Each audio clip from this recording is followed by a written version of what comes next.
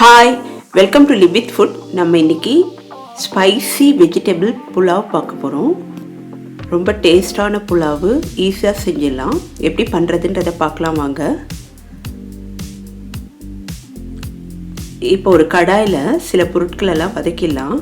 முதல்ல கொத்தமல்லி விதைகளை எடுத்துக்கலாம். அடுப்பை சிம்மில் வச்சுக்கலாம். சோம்பு கொஞ்சம் சேர்த்துக்கலாம். சீரகம் ஆட் பண்ணிக்கலாம்.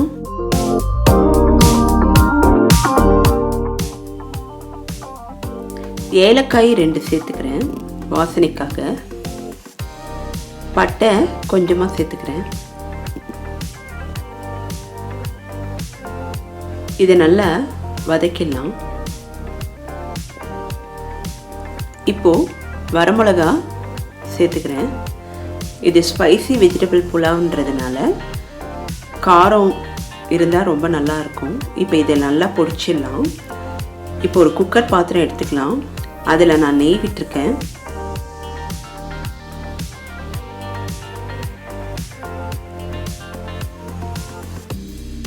கொஞ்சமாக வெஜிடபிள் ஆயில் சேர்த்துக்கிறேன்.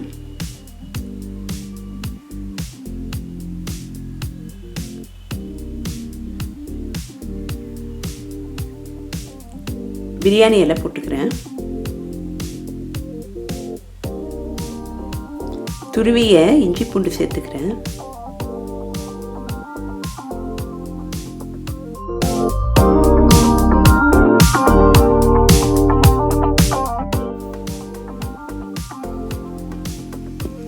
கட் பண்ணி வச்ச வெங்காயத்தை சேர்த்துக்கிறேன்.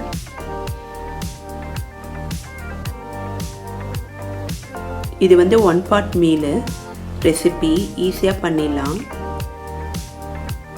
டேஸ்ட்டும் ரொம்ப அருமையாக இருக்கும். இந்த புலாவ் வந்து ஈஸியாகவும் செஞ்சிடலாம், டேஸ்ட்டும் ரொம்ப நல்லாயிருக்கும். இப்போ வெங்காயம் நல்லா வதங்கிடுச்சு. தக்காளியை நல்லா விழுதாக அரைச்சி எடுத்துக்கலாம். இந்த புலாவுக்கெல்லாம் நான் ஒரு வெங்காயம் ஒரு தக்காளி தான் சேர்த்துருக்கேன். பொடிச்சு வச்ச பொடியை சேர்த்துக்கலாம். இதை நல்லா வதக்கிக்கலாம். இந்த பொடி நல்லா வாசனையோடு நல்லா இருக்கும். நம்ம இதை பொடிச்சு வச்சுக்கணுன்னா எப்போ வேணாலும் இந்த ஸ்பைசி வெஜிடபிள் புலாவ் ஈஸியாக பண்ணிடலாம். இப்போ தேவையான அளவு உப்பு சேர்த்துக்கிறேன்.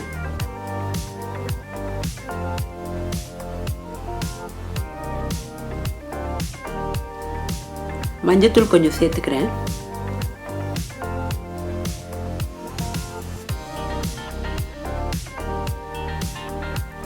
மிளகாய் தூள் சேர்த்துக்கிறேன். ஏற்கனவே மிளகாய் சேர்த்து நம்ம பொடிச்சு வச்சுருக்கோம், அதனால் காரம் வந்து பார்த்து சேர்த்துக்கலாம்.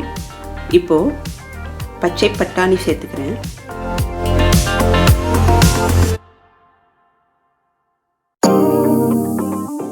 கட் பண்ணி வச்ச பீன்ஸ் சேர்த்துக்கிறேன்.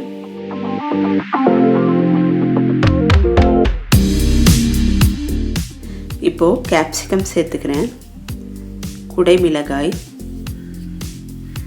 கட் பண்ணி வச்ச கேரட் சேர்த்துக்கிறேன்.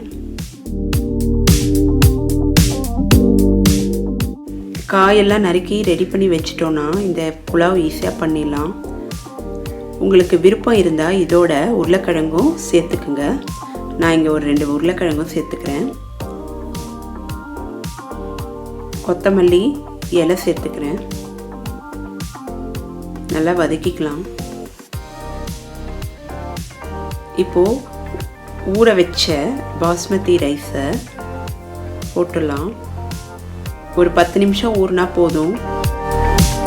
இப்போ தண்ணியெல்லாம் இருத்துட்டு அரிசியை போட்டுக்கலாம். ஒரு 2லேருந்து 3 நிமிஷம் இதை வதக்கிடலாம். அடுப்பு சிம்மிலே இருக்கட்டும்.